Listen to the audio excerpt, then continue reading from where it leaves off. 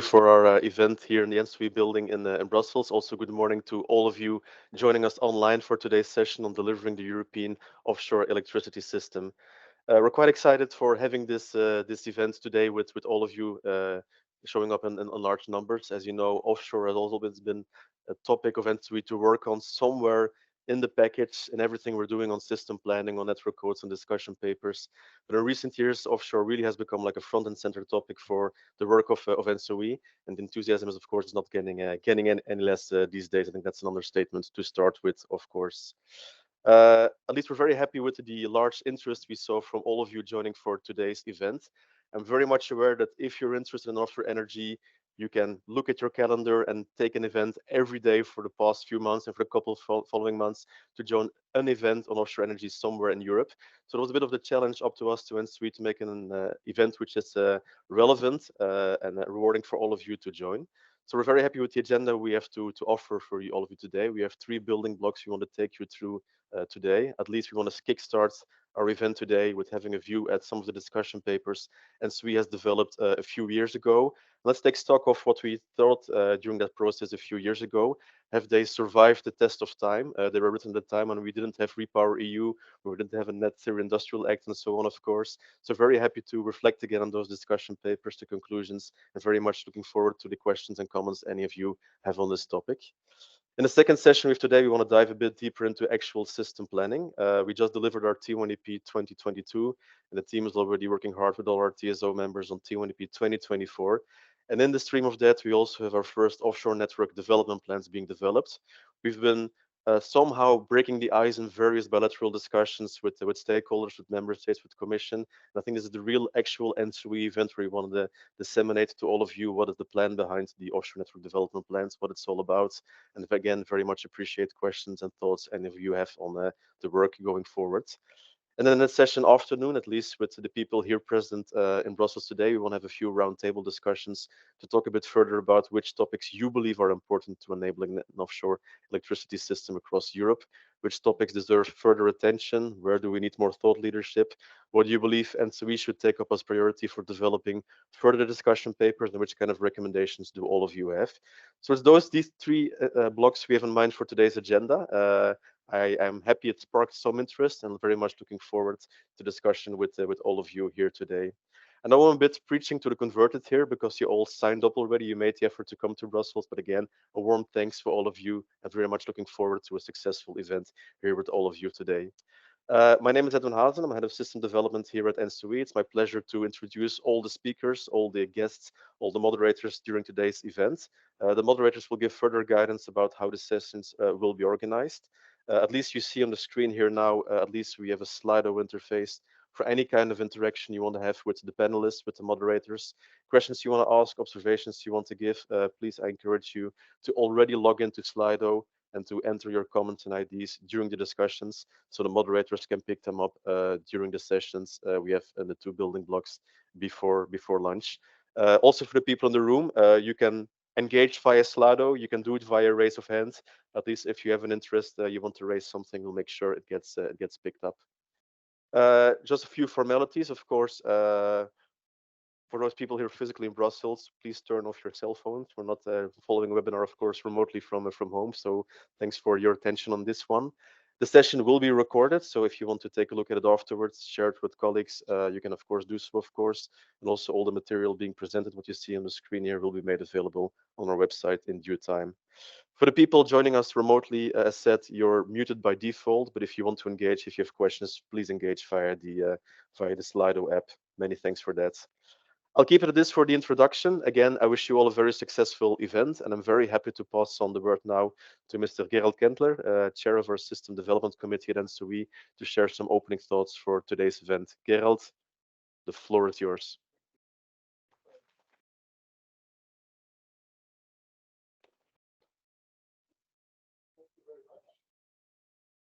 Thank you, Edwin, and on behalf of ENTSO-E, a warm welcome first to the online audience from Europe and maybe even some abroad worldwide, because those offshore events also find interest worldwide. And a very warm welcome to you. It's really great after those 3 years to be in a room together to discuss. It's really, really great. And the first thing, I mean, if you think about the energy transition, it is about efficiency and it is about electrification. And for electrification, we need a lot of renewable energy. And renewable energy, of course, we have the onshore event. You know, the commission said we are going to have 300 gigawatts of offshore wind by 2050, and that does not include UK. This comes on top. So we're talking about major numbers. And back then, when we heard the numbers for the first time, we thought, what is needed? First, it is not sufficient just to connect the wind, but you have to bring it to the load centers and you have to integrate it into the system. Then this whole thing is going to be very expensive. Of course, the offshore generation is expensive, but also the infrastructure is expensive. Because it's expensive, it makes good sense to make good use of it. So can we also use it to interconnect countries, not only connect the offshore, but to interconnect countries? And what does this mean? What does this mean concerning regulatory issues? What does this mean concerning our setup? And then building this amount of infrastructure also means you need lots of resources. Space is scarce. You think the oceans are big. No, when you find the gates to come on land, you see it's really small. And also, you know, everyone who lived through COVID knows how difficult it is to get the right equipment. And also people can plan things and who can actually build the infrastructure, and everything required is a big challenge. So there's a huge challenges, and the first thing that we did is we have to sort this. And actually, the person who really pushed for this and who led the first team was Antje. And she said, we need answers. We need to discuss this. And so we did this. And this is how our first 6 position papers came out, because we wanted to share our thoughts that we had. And today we are presenting them to you. Actually, here, maybe Antje, she was leading the team who did the first 6 position papers. And now this is being taken over by Bent and Bojana, who you will see later during the day. And Antje is now in charge of the offshore network development plans. So those are the things we will be talking about. Anyhow, coming back. And when we looked at at offshore, we had a few key findings that I would like to share here first, before we go into details. And one key finding is that the principal setup really is quite good that we have. So the roads that we have, the regulatory framework is in principle good, but it needs to be enhanced here and there. Why? Because of the high costs involved, of the risk involved, and of the scarcity issues, and of course of the new setup with this dual use that we didn't see like this before. So we are on a good track, but things need to improve. And at the same time, the Commission said, oh, we know what we should do or what we could do. We are going to update the 10E regulation, and we will request ENTSOE to do the offshore network development plans, to say what infrastructure is going to be needed 2030, 2040, 2050, and please do it within the T1DP background, so you really make sure that the energy gets delivered to the end customer.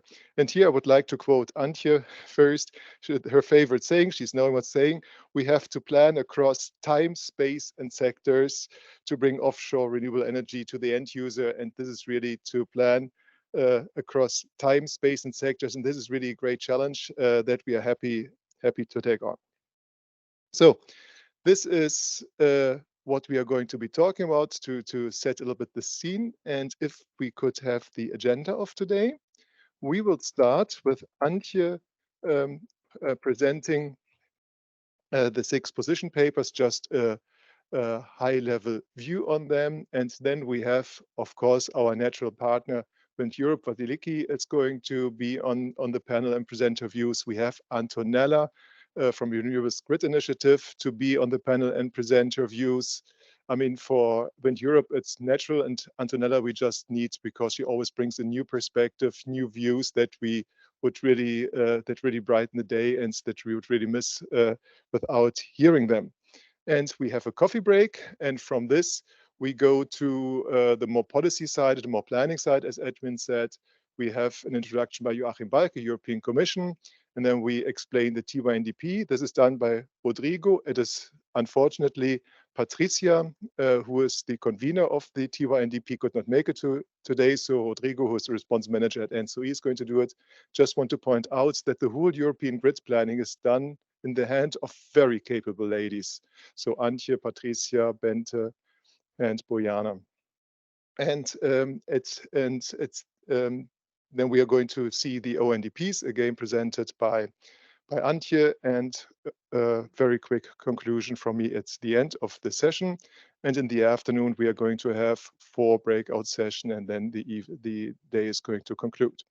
So this is the day for today. I hope it's going to be very interesting. I'm really looking forward about the interaction because it's really important on this big journey to talk to you, to get your views. We're very much looking forward to this. And I pass on the word back to Edwin.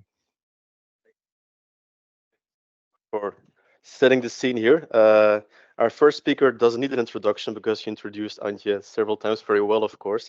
It still says Energinet behind your name on the agenda, even though you've been part of the ENTSO-E family for more than 10 years. You already are fully embedded here in the organization, of course.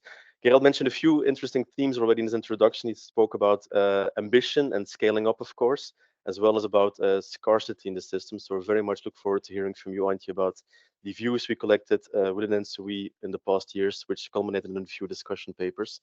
Thanks for sharing your thoughts, refreshing our minds, and triggering the discussion with the other panelists later on. I pass on to you. Thank you.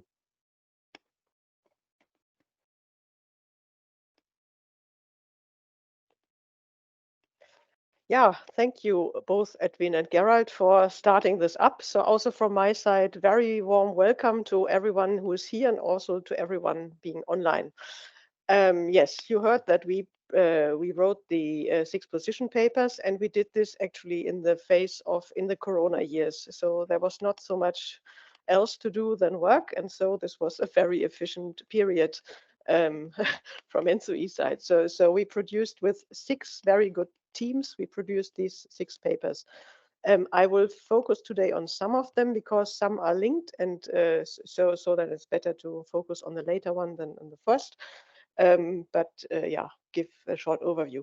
Actually, the first one, top left, is the very general. It was we started this also to find out if we have same thinking, where we are, if we see the same challenges or not. And this was a very smooth process actually, because yeah, we just stated the obvious. But that's a good start. And later on, actually, some of the topics which we identified in this first paper got their own paper afterwards, because we saw the need to deep dive into some extra issues. So then the second paper, which is market and regulatory issues, top right, was paper number 2. There we investigated 2 market design principles, which was home market versus bidding zone, and assess this against efficiency related to market design and to system operation efficiency. In the meantime, it's a kind of common sense in Europe that the offshore bidding zone is the way forward, because it reflects best the physics in the market as well. And an update of this is then paper 5, bottom left, where we go into financing issues. And this will be one of today's focus points. Paper 3 was interoperability. This was based on joint cooperation with T&D Europe in the RDIC committee. And so we could grab their findings from intense collaboration between T&D Europe and ENTSO-E and formulate some issues on interoperability. So it's about that it must be possible that assets from different manufacturers work together. And what was missing was some field where we could test and demonstrate. And based on this, actually, now some research projects have been started and are ongoing, looking jointly into how we can get there.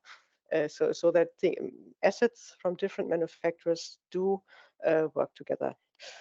Paper 4 then was on, did investigate a systematic, it was a systematic assessment of system definitions and system operational tasks. And there we looked into definitions and task and looked what is the issue, and then looked where is it, in which regulation or which guidelines is that addressed.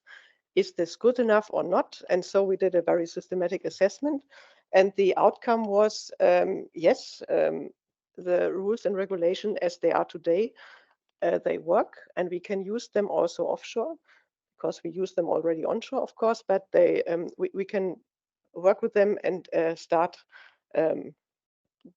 getting on offshore.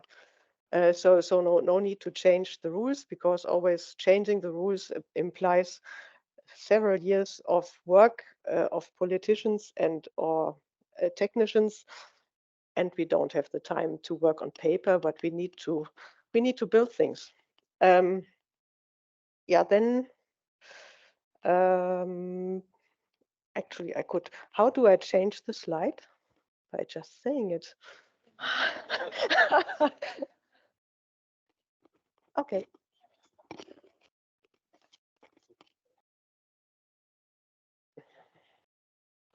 Now you see I put it in my pocket, and now everyone can help me when I look for it.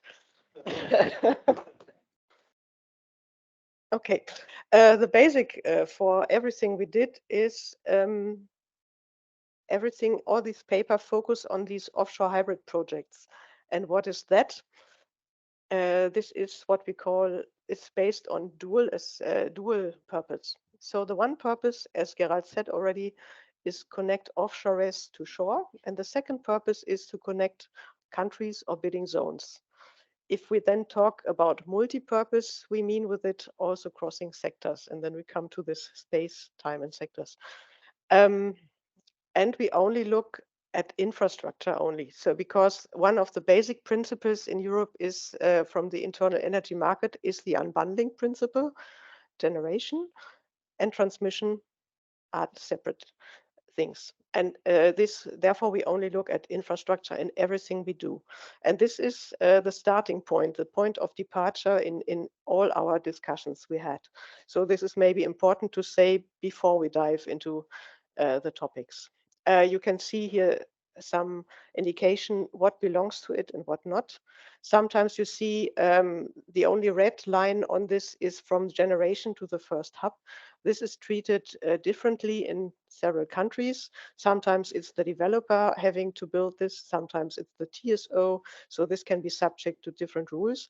But all the other stuff, so between the offshore hubs, from offshore hub to shore, everything is the infrastructure which belongs to the offshore hybrid system, we think. Next slide. First paper was then looking at the basic challenges, which are costs, which is maritime spatial planning, environmental issues, system balancing, system security, and these topics we thought, of course, environmental protection, public acceptance, and all these topics, as I said, were afterwards partly investigated in a follow-up paper.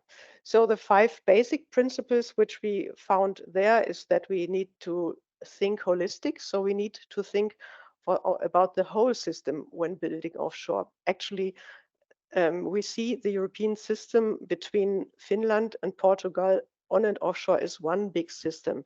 So that's the one system approach we have. And therefore, we also, when changing or building out elements, we always need to think about the whole system and how it works together. And this, we have the TYNDP, and so we have consistent planning across Europe. And this ensures that we can be on time with everything we do. We expect a modular and stepwise approach. As you always start simple and then build the assets on top of that. But we have the long-term perspective in our mind while doing so. And therefore, we enter the topic of anticipatory investments. So sometimes it might be necessary to build a bit bigger today because we know something is coming tomorrow. And there we need then help from regulators who have to allow that because it needs somehow to be financed. Interoperability, I said it already. So by ensuring that different manufacturers' assets work together and also different AC and DC and everything works together, we can then be faster and unlock the the smart integrated system, also we can ensure smarter system operations. Our target is to keep the energy bills low as possible, but no compromise on quality. Paper 6 goes into these topics a bit. Yeah, the future-proof regulatory framework, it should be stable. So because everything unsettling the market means in the end higher prices, and this is what nobody wants. So and we found across our papers that what we have, the regulatory framework we have, is more or less good enough so that we can focus on building stuff instead of focus on papers. Next.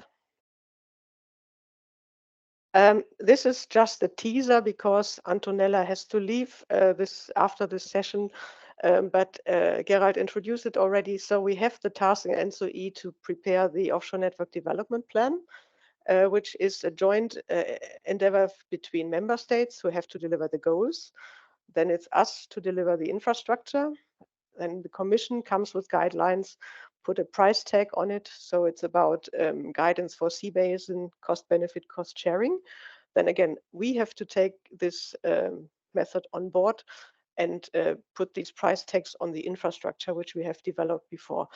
And I'm very curious to hear, maybe Antonella has a recipe how to not harm the environment, or what we have to consider when integrating these gigantic 300 gigawatts into the sea basins. So which mistakes should we not do? So I'm very curious what Antonella has to tell us about this, how she can help. Otherwise, we have a dedicated session afterwards when she unfortunately has left, but we can continue discussions later today. Next. Yeah, this is one, I announced that paper 5 will be in focus. This was a continuation of this bidding zone home market and financing topic. So in general, you see at the top line, or a different way. Today, we have the discussion about electricity market reform. And in that context, the idea was also brought up that the alignment between incentives for TSOs and wind generators or offshore might need to be done. And so therefore we thought about how could this be done and how are things financed. You see this at the top line. In general, transmission costs are financed, second line, by tariffs at the one hand and by congestion income on the other hand. While production, again, remember unbundling, production is financed by market revenues on the one hand and maybe state support on the other hand. So now in the course of this discussion on market reform and on, so the idea came up, well, these offshore wind generators or offshore RES face bigger risks when being connected to an offshore hybrid project compared to when they are connected just radially. When being connected radially, they know the risk, they can look into the future and they can think if they get their money back or not. When being connected to this offshore hybrid thing, this new kid on the block, they cannot really estimate how things look because they face certain risk, which is a price risk, which is the same as also radially connected offshore wind faces, and they face a volume risk. So because it could be that due to some congestions in the grid, the price collapses and then they cannot also sell their energy at a certain price. And so then the idea was, well, TSOs, they earn more in these hybrid projects because there are more congestions, and every time there is a congestion, this is then the energy is timed by the price, and this is then money for the TSO. There we looked into this. Is that right that TSOs earn more? And we found not really, or it's hard to predict, because now we will have we will use this advanced hybrid coupling. So we will go to flow-based calculations. And then it's not only the two ends of an interconnector, but the whole system at both ends is considered when talking about the price somewhere in the system. And this is a very complex endeavor. And it's very complex to predict if anything, if the price really, or if there is congestion and what's the impact. And we did some calculations in ENTSO-E or some TSOs and found at one hand it's hard to predict, and the other hand it's not that many hours. So there is not that much extra income. Back to the question, should this congestion income then be given to the offshore res? So then we found maybe not, because it would violate the basic principle of unbundling. Because in general, yeah, so then we would cross subsidize, which is forbidden by some European rules, and we would violate the rules that the regulator sets the tariff, because then the regulator would indirectly or get some advice from the governments how to set the tariff. So this would not be separated. And in general, this would be an unfortunately mix of things. However, we acknowledge that the offshore does see this risk, and they do need some support to be incentivized to go the way of offshore, connecting to offshore hybrid projects. We just found maybe congestion income is not the way forward, and their discussions today have evolved to transmission access guarantee, which means that if there's a strike price agreed in the tender, and if the price is below that strike price, they would be compensated by some state support. And this could be, we point in the direction of CFDs, contracts for difference, and the discussion is currently there. So we do acknowledge there is some support is needed, and we point currently in the direction of contracts for difference could be a way forward.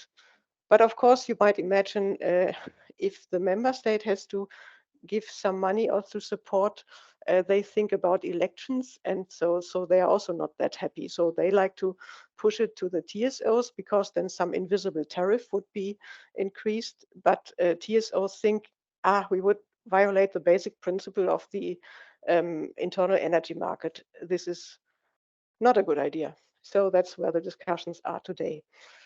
Yeah, maybe now next slide. Otherwise, I talk too long. While working on paper 5, we discovered that the setups in different countries, who does what, these setups differ. And then we wanted to know what is actually a good setup, because we have this task to integrate this giant amount of 300 gigawatts without Great Britain. And how could we do this most efficiently, fastest, without violating any rules? And then we looked into the lifetime of projects from network planning via asset design and building, ownership, maintenance, up to operation. And then we looked into each of these phases and thought, who could do this part? And so we found what you see in different lines, different delivery models. The onshore TSO, this is like it is today. We just expand our responsibility area to offshore as well. On offshore TSO, this is not each country has an own offshore TSO. No, this would be the same as the onshore TSO, but we thought offshore TSO, the definition would be all TSOs around a sea basin form a new entity and then go forward with all these steps. Competitive light is like it is, for example, in Great Britain. So we have, or also in Denmark, actually. So it's one of the possibilities that the asset design and building can be taken by a third party. So anyone is allowed according to, and we have also some third-party projects in the T1EP. Everyone is allowed to design and build infrastructure, so that part could be done. by a third party and the rest again by the onshore TSO. Then a model we call it competitive is when that third party also is responsible for ownership and maintenance. That's like the British system where they have OFTOs, the offshore transmission owners. And in general, we found ownership and maintenance cannot be separated because the one who owns has to ensure that the assets are available. And so then the maintenance planning should be done by that party. And the last is then competitive ISO. There we thought, what if an independent system operator would take over the operation? So that party would also need to collaborate with the onshore TSO already in the planning phase. So we had these 5 models and then thought, fine, and wanted to compare these models. Next slide. What we then did is now you have the models in the columns, but then we found how to compare this, and there we found different criteria, which also have sub-criteria, and then we wanted to compare for each and every of these criteria the models against each other, which is best, which is not as good, which is even better, and which is completely rubbish. And so we did this in a very systematic way with deep discussions. Again, it was big fun for us to have these expert discussions from different countries with a lot of input from all the colleagues. And actually, I think also this is worth reading. So we could spend a whole day on only this paper, but I'm sure you might wish to read it now. And I'm sure we also will have some of these aspects. We will discuss this later on during this day. I wish you a lot of fun, and we have to be bold now. We have to be fast, and we have to anyway not violate basic principles of environmental aspects, security of supply, and the basic rules of the markets. So I think I stop here and thank you for listening.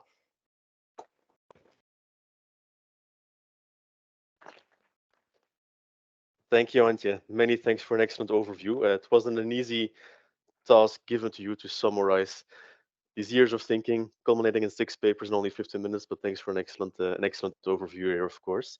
I must assume it triggered some questions, of course, some reactions. Anyone who wants to react, please do connect via the Slido app. You again find the QR code here on the screen.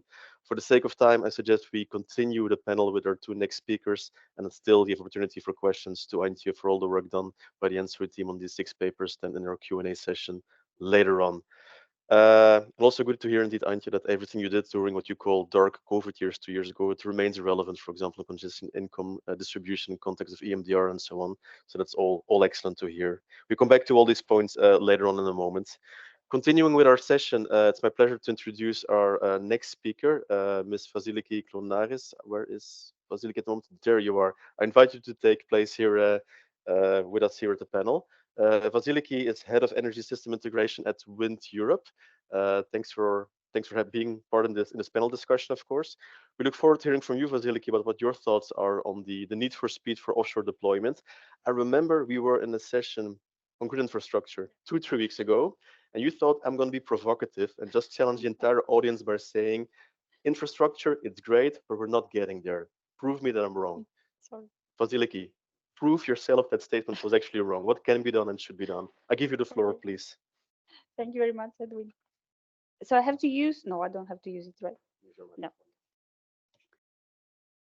Okay, good morning, everyone. And thank you very much for the introduction. My name is Vasiliki Klonari. I represent Wind Europe. It's a trade association of wind energy in Europe, for the ones who don't know us. And I'm joining here today with Maria Kotoforu, who is somewhere sitting in the audience behind, I think. So first of all, I would like to thank you, Antje, Edwin, and in general, ENTSO-E, for all your work on offshore electricity. This is very important for us, and for organizing an event like this is a great opportunity to discuss. Of course, we've been in discussions all the time, but it's important to have it also in this context. Next slide, please. Yeah. So I would like to start with an overview of the current status of wind energy in Europe today. We have installed 30 gigawatts, which is 3%, covers 3% of Europe's electricity demand. You can see this with the dark blue bars on the map. With the light blue bars, you can see what are the targets. So based on latest announcements of the different countries, what are the targets for 2030?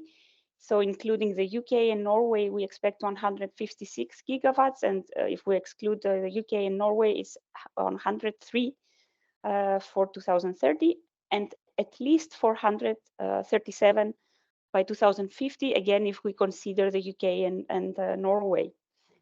So as you can see, 3% of one third, not 3%, one third of the offshore wind is actually going to be installed by 2030. And I will explain later why is this important to mention. Let's go please to the next slide. Here is another nice map where you can see all the offshore wind farms that are either online, already operational, or in the different status modes. So with the prevailing color is the dark blue, which means that these plants are actually planned for now, but at least we know where they will be, the capacity and everything. Yeah, let's move to the next slide, please. Yeah, why I mentioned before the 1/3. So in terms of grid integration, grid connection, as you know, we have, as Antje also mentioned, we have two ways today. We have the point-to-point or radial connections and the offshore hybrids. So based on what we expect in terms of deployment, most probably the 1/3 of the capacity will be connected as radial connections. So we really need to give our focus also on this part. Let me start with the offshore hybrids, which of course we see as a way to increase the efficiency of the grid, is a way to optimize the system, and of course also ways to minimize the environmental impact. So of course, it's a very important asset for us for the integration of offshore wind energy. It requires cross-border coordination on market and technical aspects since the very early planning stage, which of course makes things more difficult. And in our view, today, the regulatory framework is not adequate for a wind farm connected via an offshore hybrid to get a final investment decision for the assets to happen. And of course, we also, so this brings high uncertainty for the investor and of course the developer. For the point-to-point connections, things are a bit easier. We have gained some experience. There is more certainty for the investor, and decisions are actually made at national level, which can be both good and bad. It's easier to advance things, but then it's very important. Ideally, there should also be cross-border coordination for uniformity on connection charges or technical requirements. Next slide, please. Yeah, so today we have a number of offshore hybrids being planned, not really being planned. So most of them, you can see here on the map, the ones we are aware of. So most of them are actually in very early conception or just declaration of intent stage. And if all of this happen, then they will connect up to 40 gigawatts of wind by 2032, 2035. So we still have a big capacity that we need to see how it will be connected and find the best way. This is why this discussion today is so important, actually. Next slide, please. Yeah, so this is actually, I tried to put it on a slide, the different needs or wish list of a wind farm developer, no matter if it is for an onshore wind farm, a radially connected offshore wind farm, or a wind farm connected via an offshore hybrid. Of course, for actually getting grid integrated into the grid and the market, first of all, a timely grid connection is very important. And this means that, of course, ideally, they should be protected by regulation in case of delays in the development of the grid. This could be also onshore delays in onshore grid reinforcement.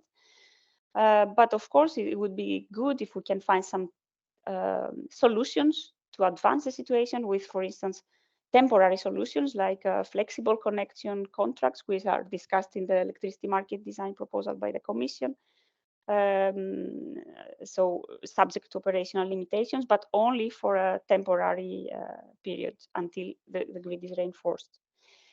We have the volume risk, where of course we have the risk of wind forecasting. So how wind production will be based on the weather.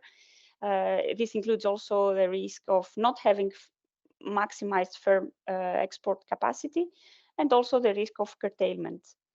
They also want to reduce the price risk, which means their ability to pay back the capex, the high capex investment for developing the asset at the beginning on estimated times for the investment, of course, and also the need to have a level playing field across national systems, both in terms of technical rules and yeah, charges and costs or yeah, markets. Next slide, please. Yeah, so for the radial connections, this translates into the need to have standardized ways to set charges, connection charges, technical requirements across the countries. And what I mentioned already before for the timely grid access. But also it's very important to make sure that incentives and rules for collocating offshore wind with other technologies should also be very clear, to make sure that also these kind of assets can go ahead. Next slide, please. So in the case of wind farms connected via an offshore hybrid and bidding in an offshore bidding zone, the volume risk is a bit higher. The reason for this is that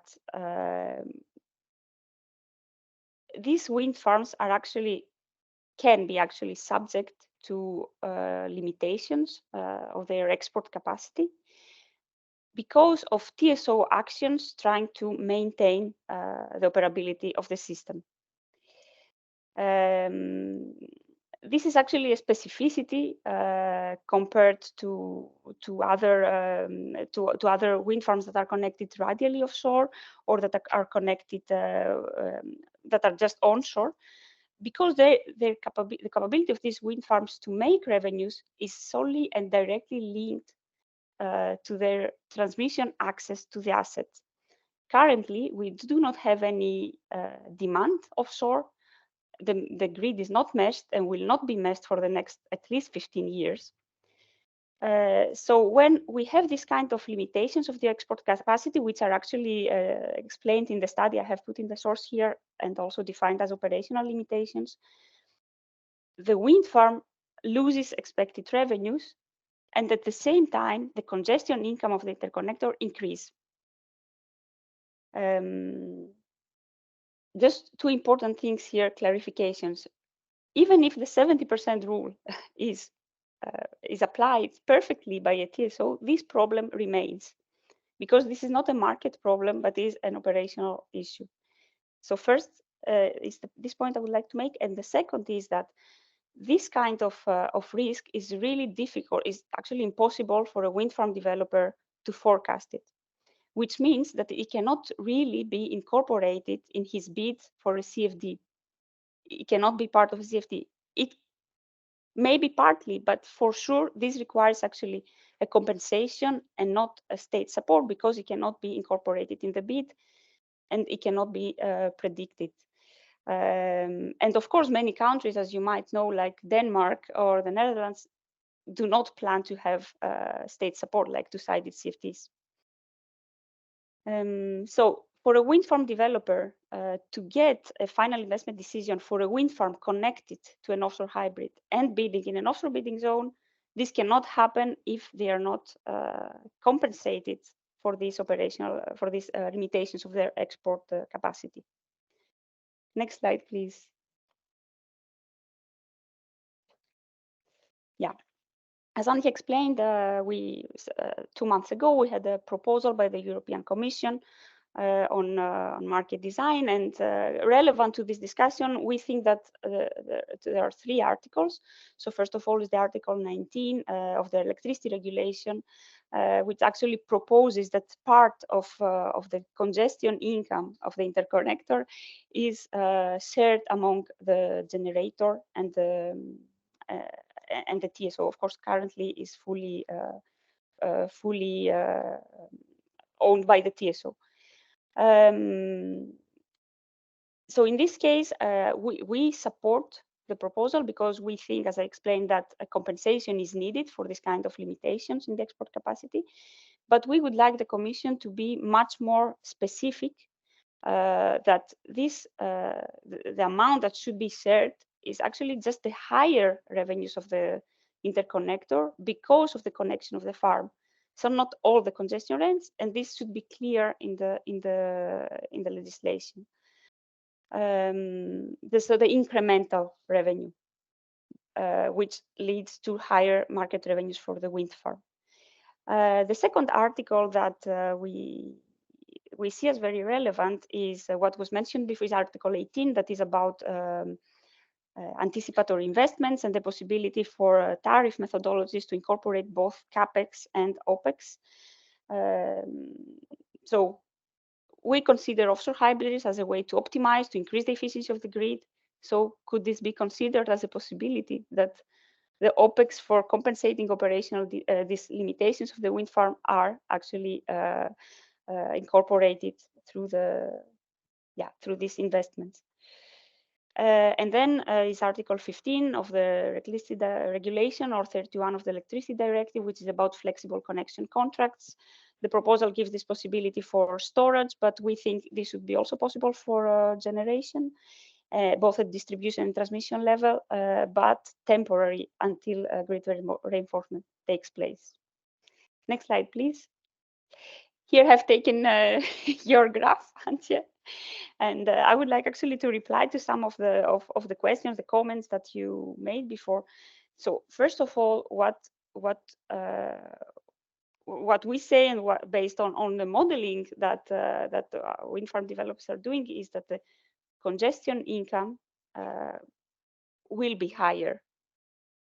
Maybe not too much higher, but for the next years, when we do not have any demand offshore and no mass grid, we expect that it will be higher because of the presence of the wind farms generating and releasing power in the interconnector.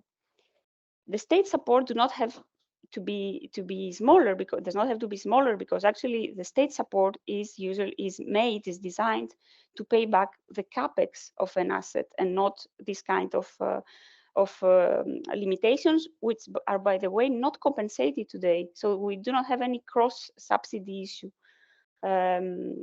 The market revenues are less because of the limitations that I mentioned.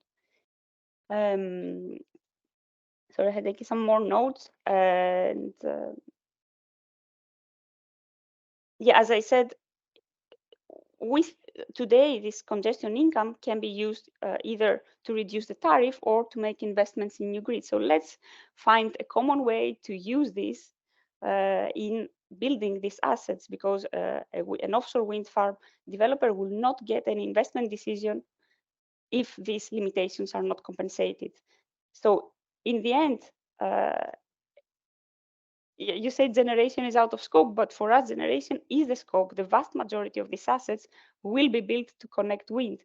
So let's find a common way to make sure that this happens, because otherwise, we can still try to not rock the boat of regulation for a while. But for us, what is more important is that this might violate the targets and for offshore wind deployment and in general of decarbonization. So yeah, we have a big change of the regulation today. Many articles have been changed. This is not the only one. So it's a good opportunity to find a solution. Thank you for this, and yeah, let me know if you have any questions, please. Thank you, Vasiliki. Thank you. Please take a seat. Join us for the The rest of the panel discussion. Questions will come, rest assured. Question must come, of course, yeah. But as Antje said to start with, we can make all the plans we want. In the end, something has to be built, of course. So if there's any barrier for an investor to actually develop the assets, we have to listen to, of course, what possible options and solutions could be. Discussion to be continued.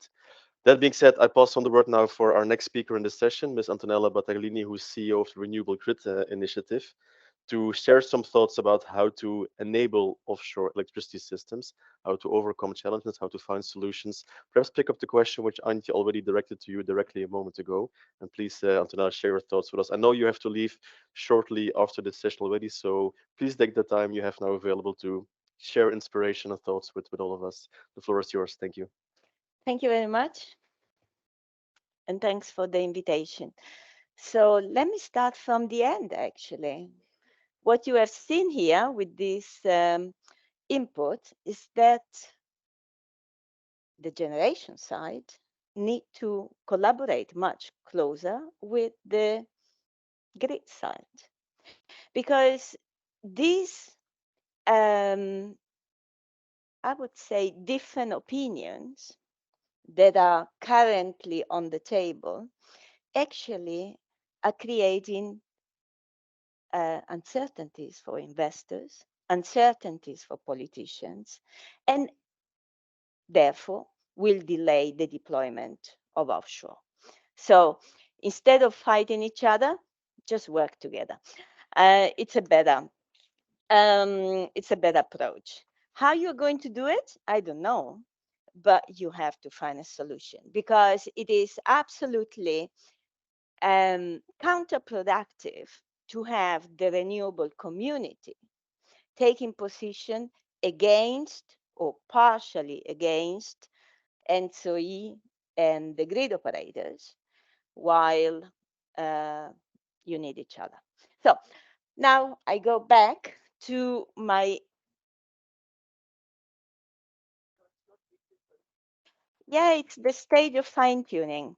And I can understand that. And probably here in the room, the people that are working on the topics, they see this as fine-tuning. But outside in the world, this is perceived as different mindsets, as competition, and essentially different directions. And this is not good because there are a huge amount of actors that are only keen to see you fail, both. So what is my recipe for a deployment of offshore? And I would like to, I don't have slides because slides I would have prepared a couple of days ago, and they would have not been good anymore after listening at these two speeches. So I'm going to refer to the dimensions that were mentioned by Antje and Gerald, time, space, sectors. And I would add a fourth one, communities. How do we deploy offshore wind in time, in the right space, in collaboration with sectors, and with respect to communities?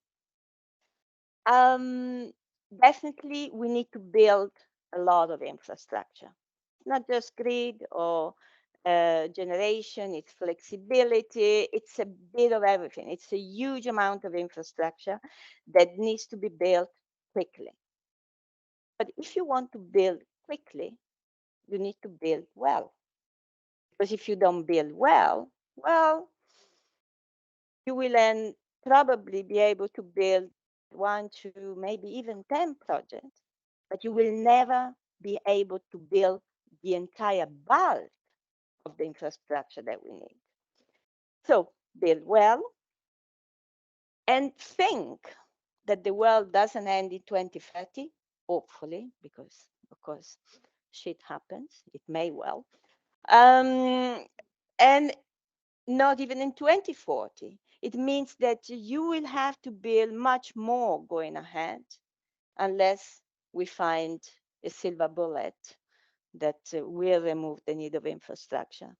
I'm actually reading a fantastic book where there is no need for grids because there is so much electricity that it is kind of Bluetoothed into your devices. But I think we are far away from that. So my recipe for the future is, number one, abandon the idea of the non-regret option, non-regret investment. We need to overbuild because we have not built enough for so long for a number of reasons. And what have we got? We got a need to keep alternatives. We have got very weak possibilities for deep electrification. Overbuilding now means that we will have the infrastructure that would enable deep electrification, that will enable much faster integration of renewables. And of course, when I say overbuild, I also refer to wind and solar, not just to the grid.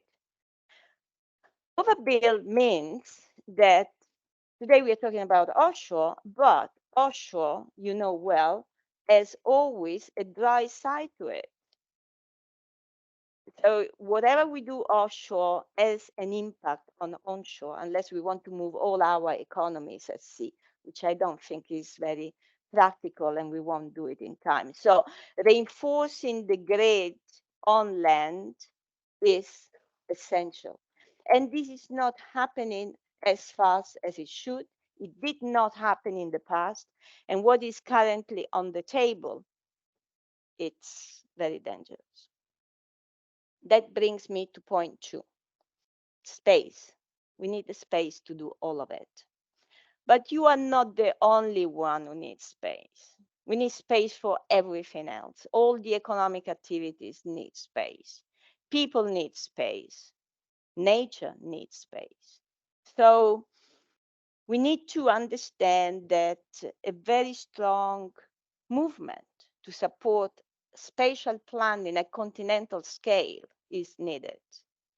And spatial planning implies that all the users have to be represented in this spatial planning,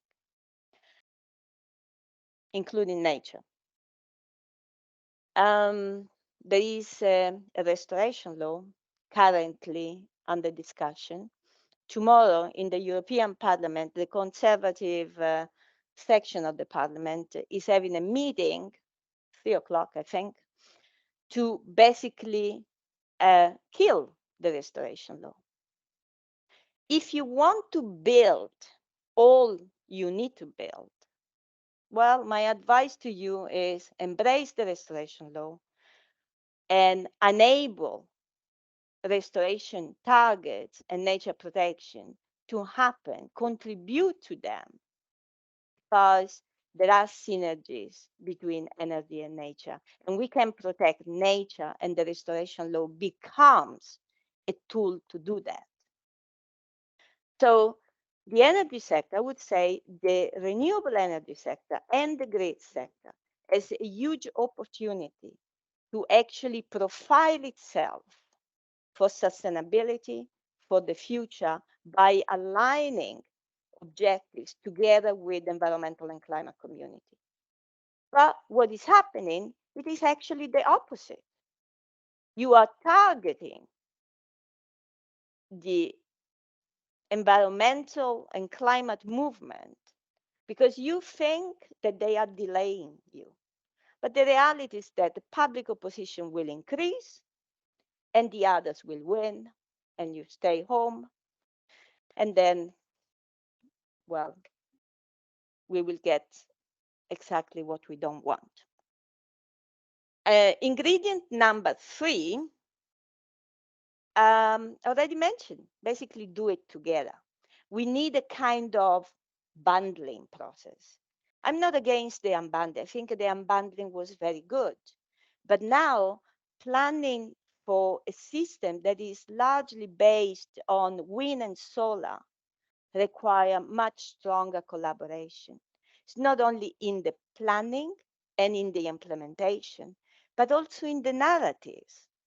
because, and this is point number 4, the last point of my recipe, people need to have the confidence that we can actually deliver the solutions for this energy transition. So building joint narratives, joint messages, joint solutions, it's important. Because if you don't do it, you are basically giving a competitive advantages of the second best options, the ones we don't want. So my last bit is, what is the role of ENTSO-E for the next decade? I still believe that ENTSO-E needs to maintain its technical expertise. But I would like to see ENTSO-E becoming more visible as a leader, because others are pushing and pulling. And if ENTSO-E does not spell out exactly what is needed, by when and how the sector is going to contribute in enabling a timely offshore deployment and many other things, then you will lose your relevance. Second, all you do, it has to be in the mentality of optimization. Resources are scarce and will continue to become even scarcer in the global context. We cannot waste anything.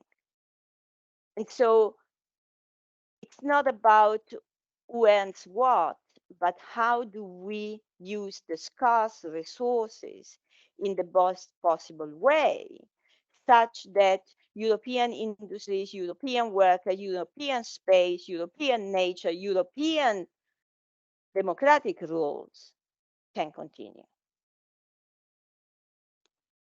And finally, maybe we should be a bit more imaginative and think about new approaches and solutions.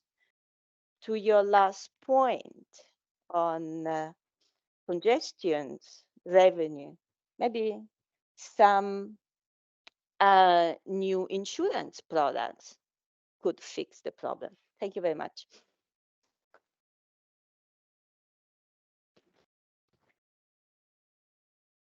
Many thanks, Antonella, for giving some inspiration, for sharing your recipe. You're of course always at liberty to change the slogan of Antje and Gerald about space, time, and sectors by adding a component. You cannot change the laws of physics. Maxwell equations still stand with your Bluetooth approach of energy transmission, but that's a different discussion for later on. Okay, we now turn over to an exciting next part of the session, a discussion with all of you physically present here and joining remotely. So it's my pleasure to introduce the two moderators for this Q&A session, Bojana Mijic from TenneT, Senior Advisor on Offshore with TenneT Netherlands, and Bente Haaland, who's Head of Offshore Planning at Statnett, and both of them are also co-convener of our ENTSO-E Offshore Coordination Group. So Bojana, Bente, I pass on for the moderation for this session with our panelists and all attendees here to you, please. What's happening to the energy sector?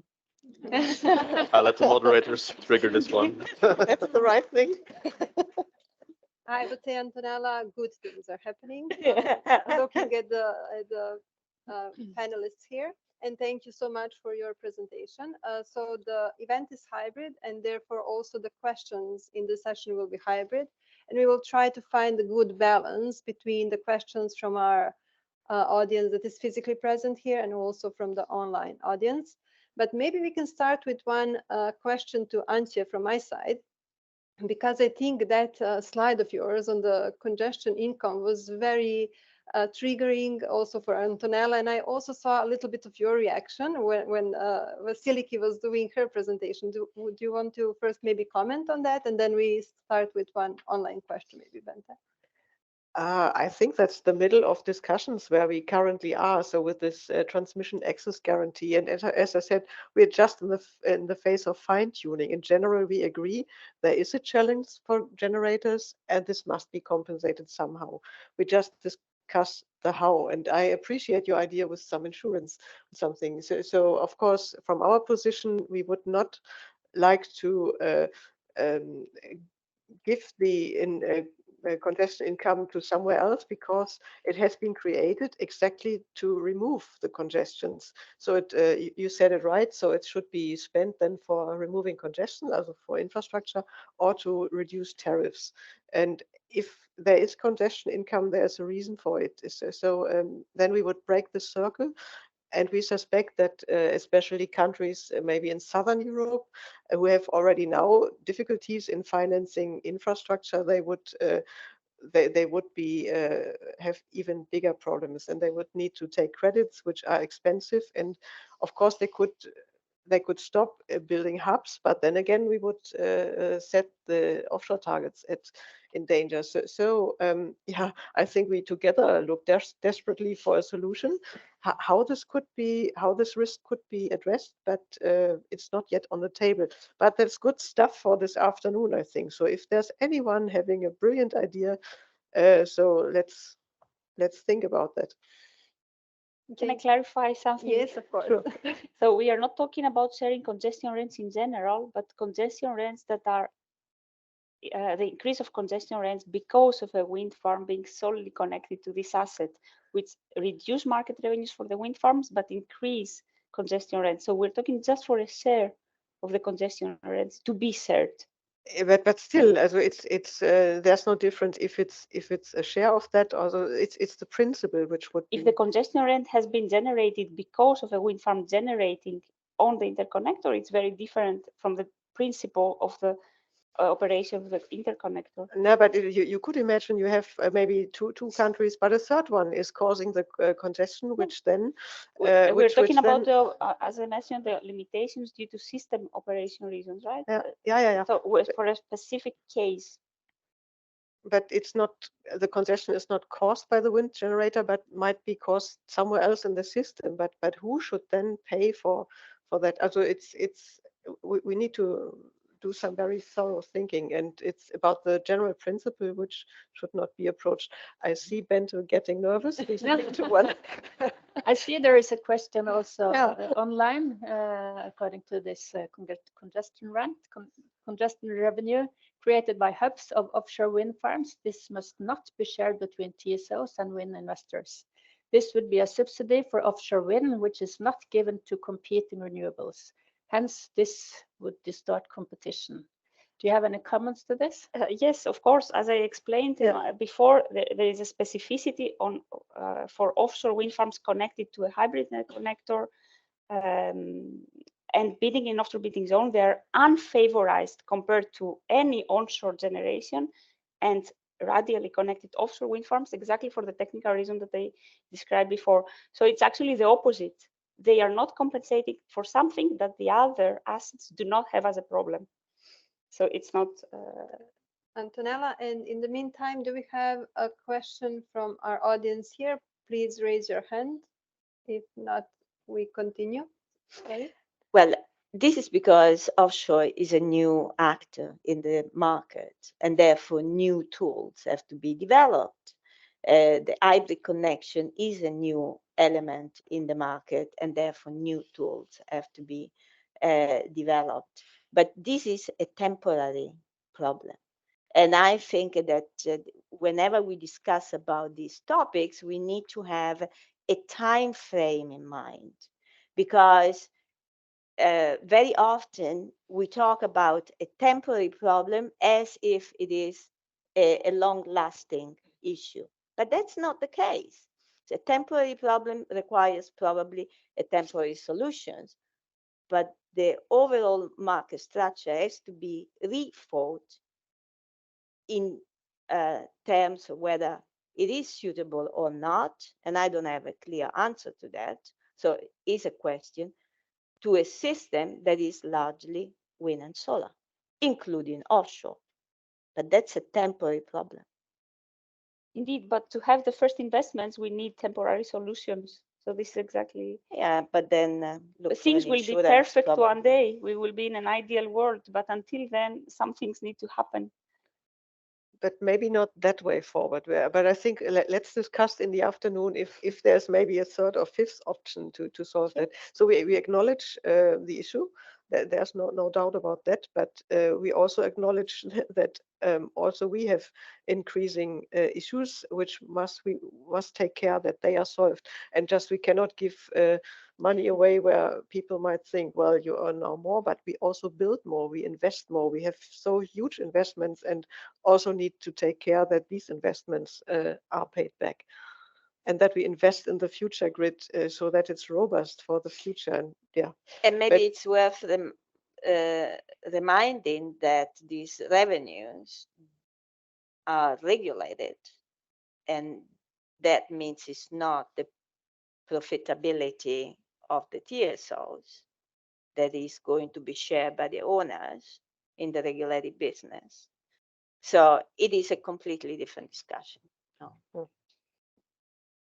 And then maybe one question to Vasiliki, because I think on your slide you were talking about all of these requirements and decisions that are made more on a national level, and that for this hybrid solutions now we have a problem. We also have lack of time to make certain decisions and to go to this process that was established for normal connection codes or requirements. Do you have some kind of a suggestion or a solution how to speed up that process, how to be more effective, and to find not a silver bullet like Antonella mentioned, but a silver lining in all of these differences so that we actually grow from differences and learn from them?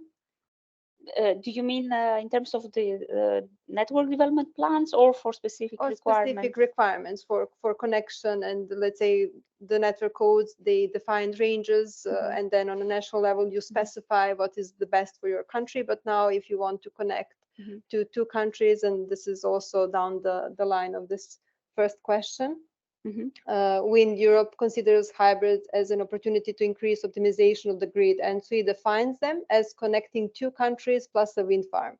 Do we need to connect the hybrids, mesh grid, for most optimal solution? Is this an ISO task? So now if we want to have some kind of alignment, that would be like looking this from more integrated perspective, looking this as one system, like Antje said in her presentation.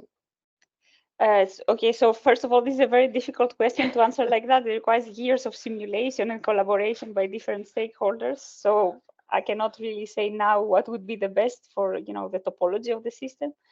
But regarding the network codes, the technical requirements that you mentioned at the beginning, in parallel with the market design revision, there is also a big revision of the grid connection codes.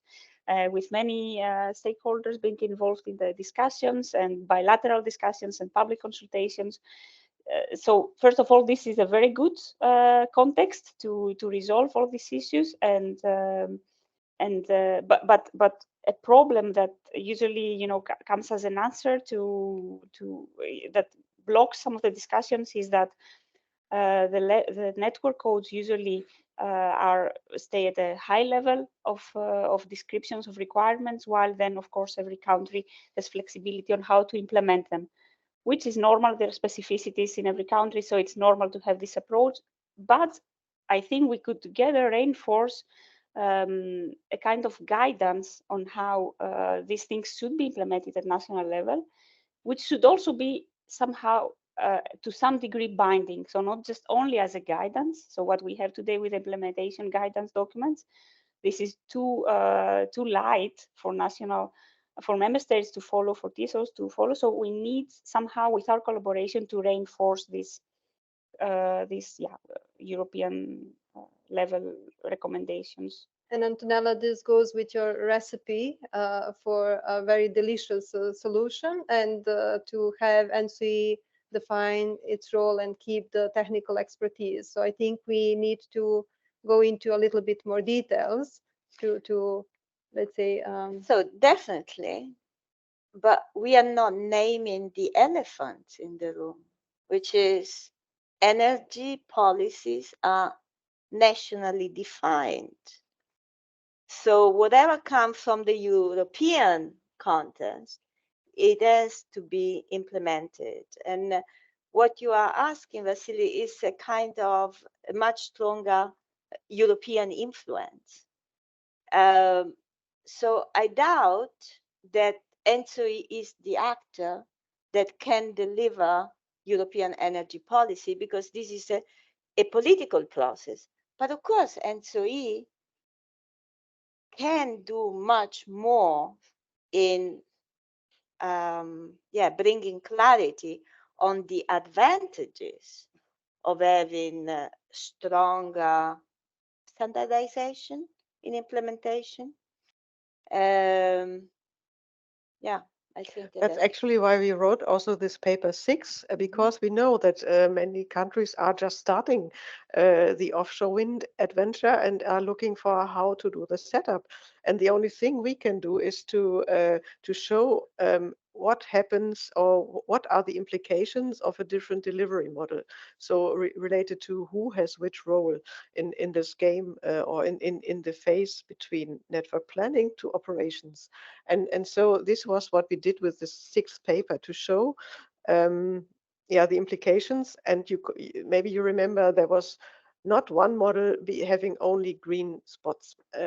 Nothing is perfect, but you could see a tendency. And I invite you again, also coming from different countries, have a look into this and take this home with you and maybe discuss with your national governments if there are discussions on how the setup could be in your country and who is responsible for what, including how the offshore generators should be responsible. Should they connect only to the next hub, or should they even be responsible to connect onshore? This makes a difference. And you find some inspiration in that paper related to what could be best for your country. And the more we are aligned across countries, the easier it is to go fast. And this is what we need to do now. We need to go fast. Antonella, you wanted to add something? Yeah, I would like to know whether the wind industry has been consulted in these different models or not.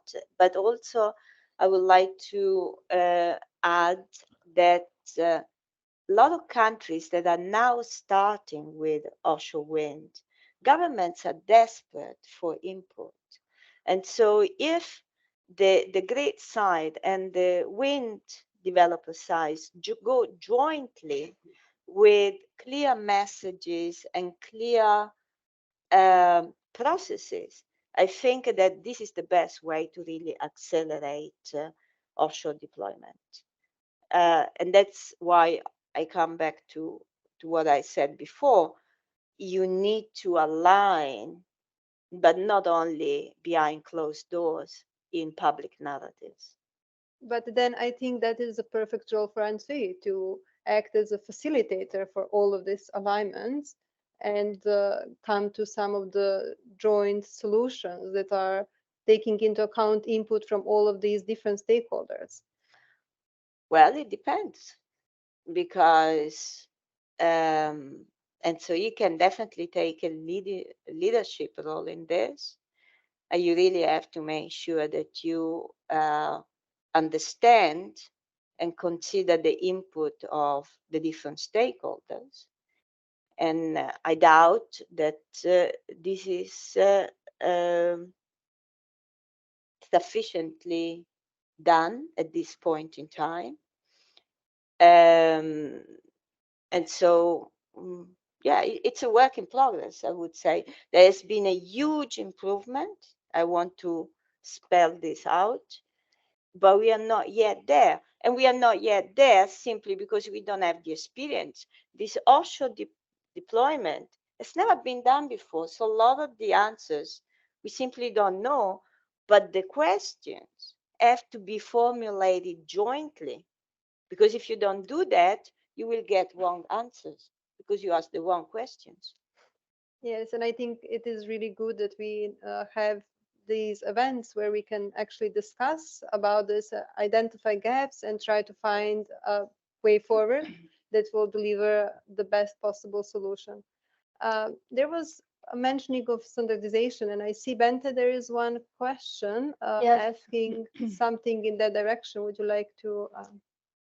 Yes, absolutely. And Antonella, I would like to ask the question for you. And You were talking about optimization and you were talking about building for the future. And we are talking about standardization, and I see that is a very, very relevant question on that. There are many aspects to be considered when planning a sustainable future-proof offshore system. What role does standardization play? Which arguments should be emphasized in the ongoing standardization work? And I think that is a very good question because it's easy to agree that we should standardize everything. It should be interoperable and we should build a meshed system. That is one view that is very easy to understand. On the other side, if you look at all the materials, the weight, the big footprint that you create when building these big structures, it's important that we're not building a new problem or a challenge for the future. So what are the considerations, like from a sustainability point of view? Is it like one standard fits all, and we should emphasize on building for the future the same standard, or should we consider to be more like taking nature sustainability into account and be more like sophisticated is not a good word, but like to make more decisions from time to time and place to place to consider what is the best for the future. So I think you are mixing two different concepts. Let's start with the standardization one. I think technological standardization has some advantages. We need to be careful not to kill innovation, but what you want, if you want to be fast, you want an off-the-shelf system. You don't want your grid supplier to manufacture for you every time a specific piece of cable according to your unique specification. Sorry, this takes time and this is not fitting with the speed that we want to achieve. Standardization in design in the offshore with hybrid solution and so on, it is an ongoing process and there will be a lot innovation coming up. And of course, we want to deploy solutions as fast as possible. And so standardizing processes can indeed help in faster deployment. But this doesn't have anything to do with the environmental impacts that this standardization may bring. In whatever technological innovation mood you are, you need to run a life cycle analysis to understand what is the entire impact of your choices. And then you need to do an environmental impact assessment of where this infrastructure is going to be deployed.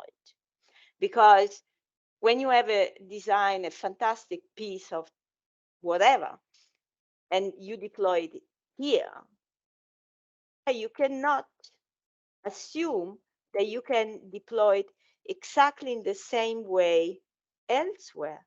But it's not because the technology needs to be adapted, but your mitigation and compensation strategies have to be adapted because the environment changes.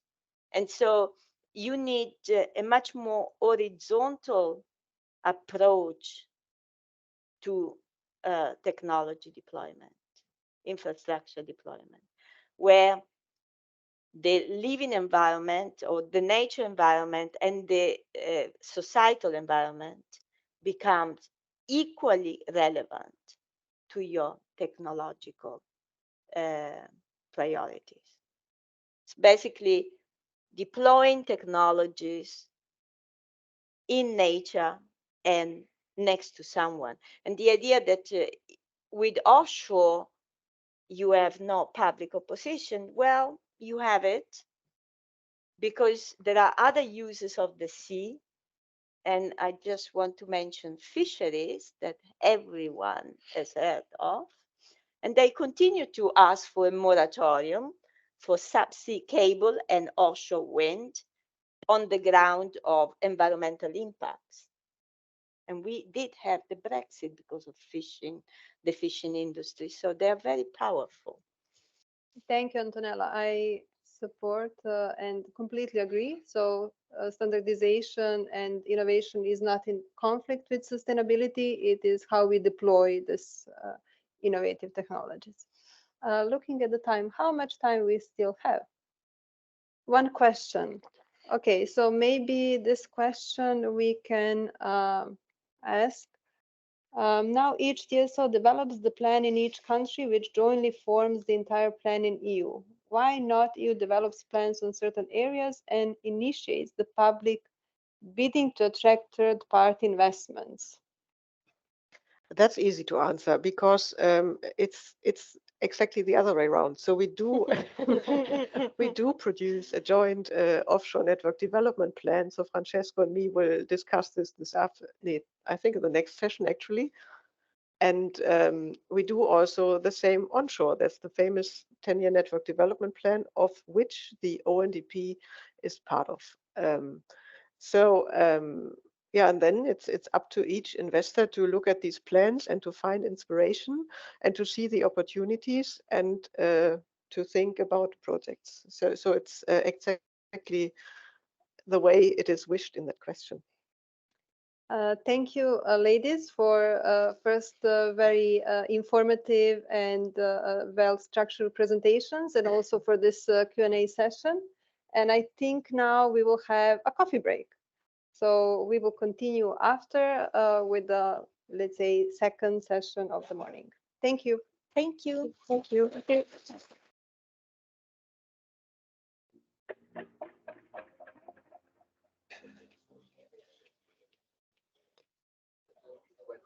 Ladies and gentlemen, we'll restart now for our second session of today's workshop on offshore electricity infrastructure. I'm confident you enjoyed a good first session already.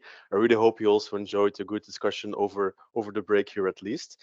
So as said at the beginning, let's look into the eventual planning of infrastructure needed offshore and how to actually enable it. We covered a lot of good topics already in session one. For this one, we really talk about the core of ENTSO-E's work as well, and many stakeholders involved, how to actually develop offshore electricity infrastructure.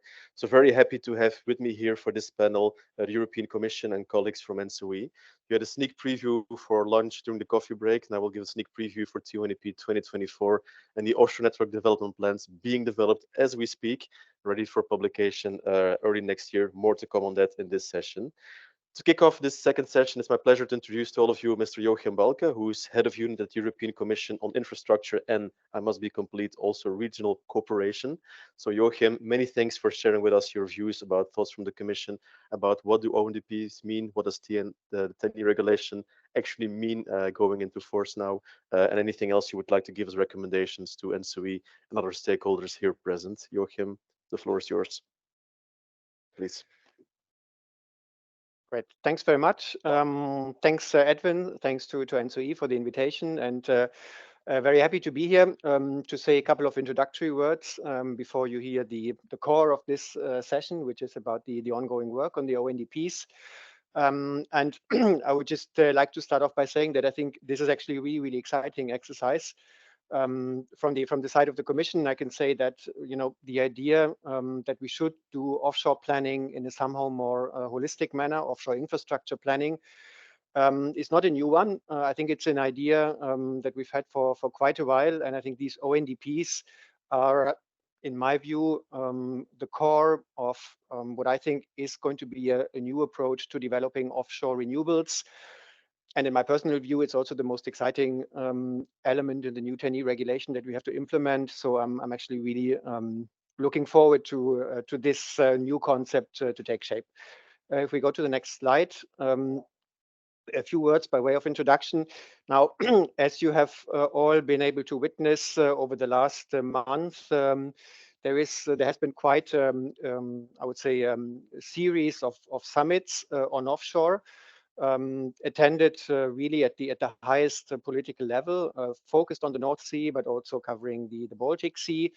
Now, I think this is in itself important because what it shows is not only that developing offshore has reached the highest political level in quite a few member states, but also that I think what heads of states and government have come to understood is that achieving our objectives in offshore requires a cooperative approach and an approach based on regional cooperation. I mean, you mentioned it in the introduction, Edwin, and I think this is I can't emphasize enough how important that is, because as we will see, I mean, when we look at your plans and hopefully from the few slides I've prepared, developing integrated offshore infrastructure is quite a complex exercise. And I think it's completely impossible to do without political support for cooperation at the highest level.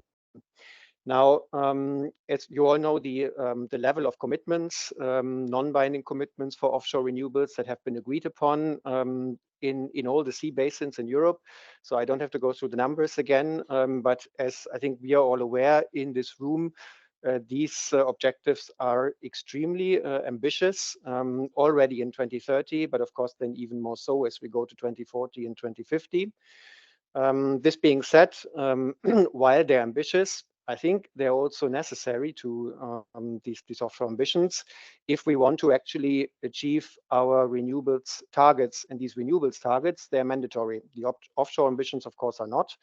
But I mean, the renewables target that we have agreed on quite recently of 42.5%, at least, with a possible top-up, is also extremely ambitious, and this is mandatory. And I don't think it can be reached if we fail on offshore. So in that sense, these things are linked. If we go to the next slide, clearly, and this is one of the reasons why cooperation is necessary, one of the biggest challenges, again, you're all aware, is space in the North Sea in particular. As you see here, we are going to run into what some people call a squeeze for space. Because the offshore wind farms and of course also the infrastructure for 100 gigawatts in a couple of years will take already an enormous amount of space in an area which is not virgin as we speak. This is why we have maritime spatial planning. Now we have a framework in place which obliges member states to have national plans. The vast majority has such plans. That is a useful tool. But I think where we have to continue working is on the one hand, on bringing these maritime spatial plans into line with the energy objectives as provided in the NECPs, in the National Energy and Climate Plans. This is not yet the case in all member states. And of course, these NECPs are also being upgraded to the new targets. So this has to happen on a national level. But then the other element where I think we need to go further than where we are today is in, again, the regional cooperation of member states on maritime spatial planning. Now, only 2 weeks ago, the new initiative was launched in Paris, actually on the initiative of the Dutch and the French, the so-called Greater North Seas initiative. And the idea here is very much to bring together on a regional level ministries from the different users, let's say, of the sea. So not only energy, but also fisheries and the maritime people, basically. So also the environmental people, nature protection. And I think one of the questions which was raised is whether it will also take something like an integrated plan, basically, for the sea basin, which brings together the different uses of the sea basin, because this we don't have today, at least not in the North Sea. So just important to keep in mind that the scramble for offshore space is going to intensify. If we go to the next slide, and I think this is one of the I think 2 core reasons why we need integrated projects. So hybrid projects, we tend to call them. I mean, they have different forms, but I think quite clearly we will not be able to reach our offshore objectives without such integrated projects. So purely on the basis of radials. And this is basically because of space and the environmental impact, and it's because of costs and the supply chain. I think these are the 2 key reasons why we cannot do without the efficiencies of such integrated and hybrid projects. Now, when we adopted the new, or when we negotiated the new 10E regulation, offshore was clearly at the heart of what we were thinking about. And this idea of, let's say, enshrining in the legislation a more coherent planning for the sea basins.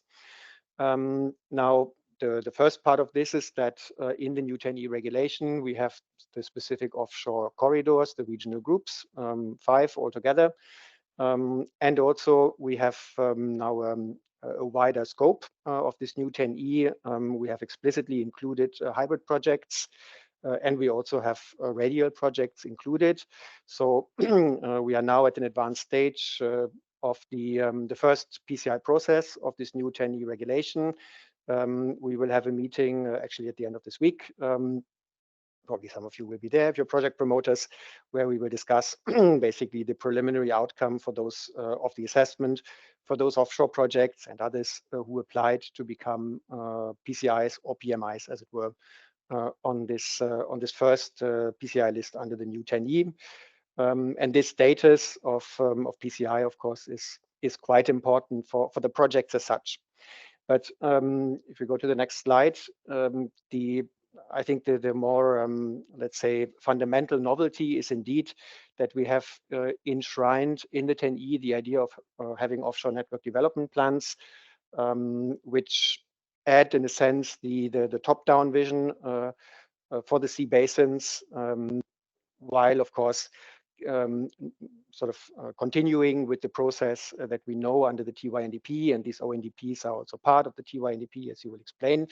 But I think it's important to stress that there will be a combination of a more top-down vision with, of course, the individual project-by-project assessment, which will of course happen and which will decide whether projects end up on the list.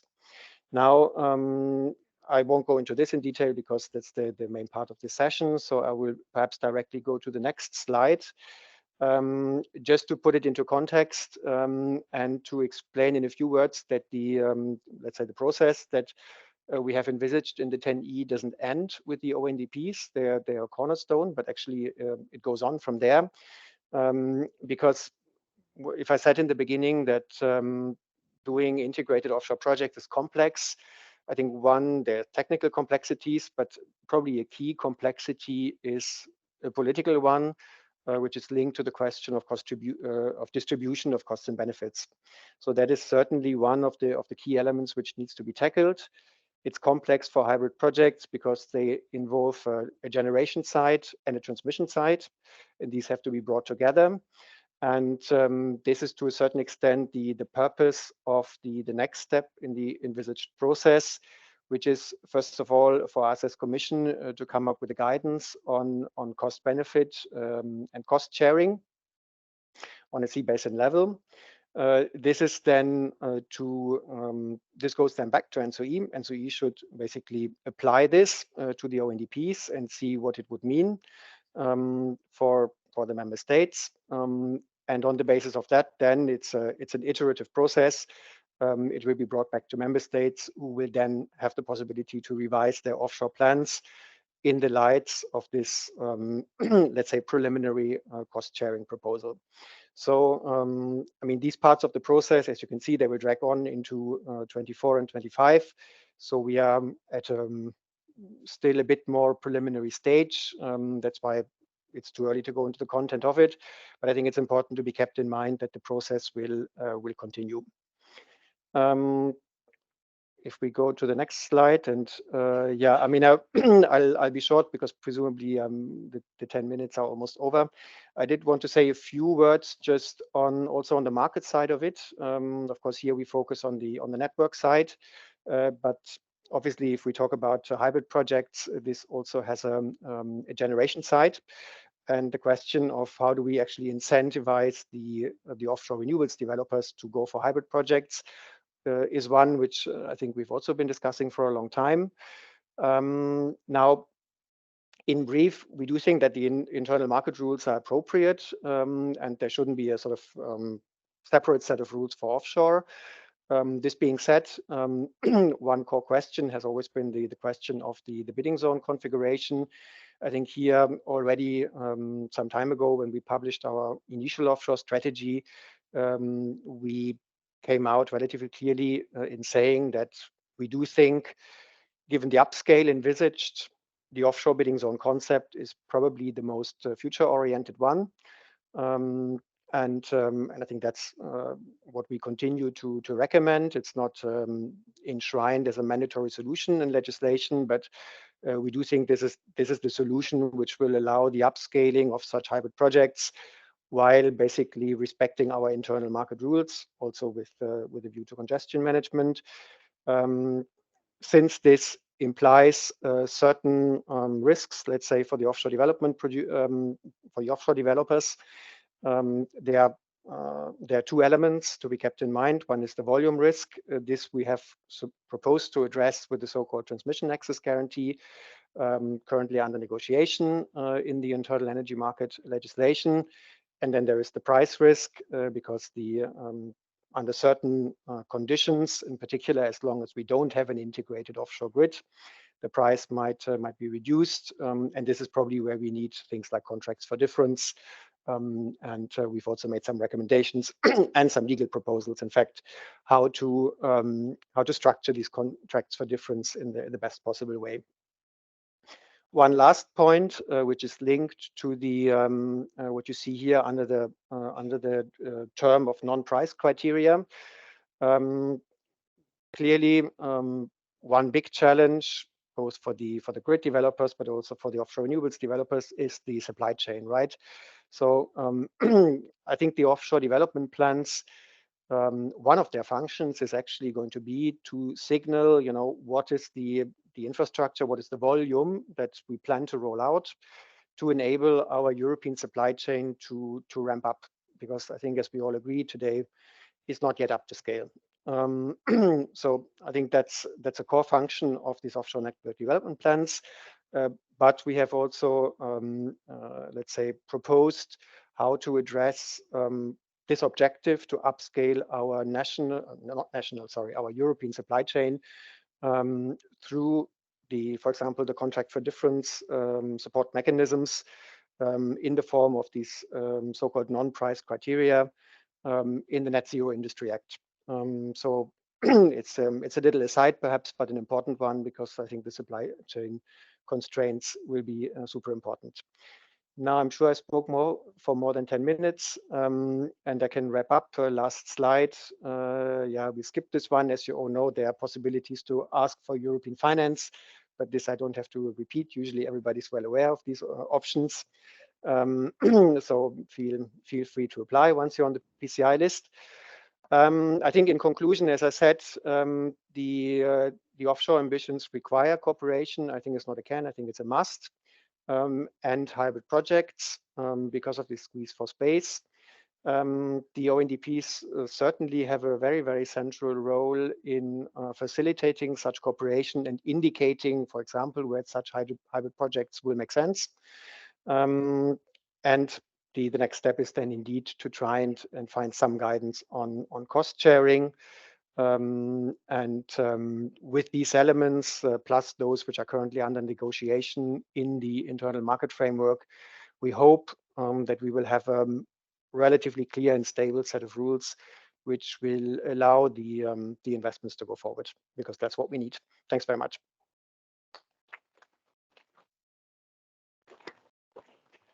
Many thanks, Joachim, for setting the scene, for explaining again which initiatives are ongoing, either voluntarily or triggered by the TNE. Thanks also for that magical statement at the beginning that the ONDPs are the most exciting parts of the new TNE. There's a room of witnesses here. This can never be taken back. So we have our quote for page 1 for the report already. It's a personal statement. Nevertheless, many thanks for sharing your enthusiasm on this one. Before we dive into the TONDP 2024 and the ONDPs, because you covered a broad set of topics already, Joachim, I just want to already perhaps make a small pause for anyone who would like to ask a question to Joachim and anything he presented so far. Really appreciate that you take the time to be available here. I know you're very busy in your schedule with the Copenhagen Forum of next week, of course. So any immediate question for anything Joachim just shared with us, feel free to take the floor already. Yes? Diederik, please. I think there's a microphone which can be shared. Thanks, Emil.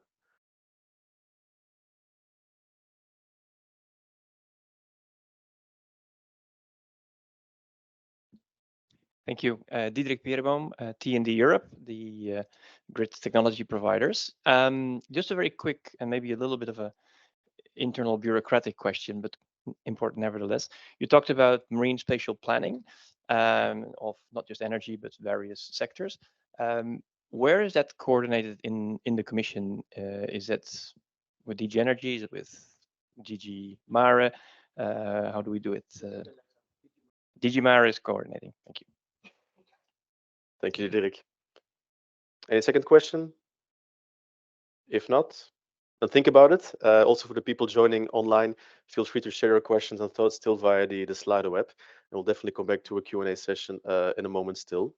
Good, then we dive into the TONEP 2024 as a segue towards the ONEPs themselves. I'm happy to pass on the floor to Rodrigo Barbosa, who is the manager of the long-term planning team here at ENTSO-E, to share some thoughts about where TONEP 24 is heading towards. Rodrigo, the floor is yours. Thank you. So we can just have a very brief view on what is the TONEP, why we do the TONEP, and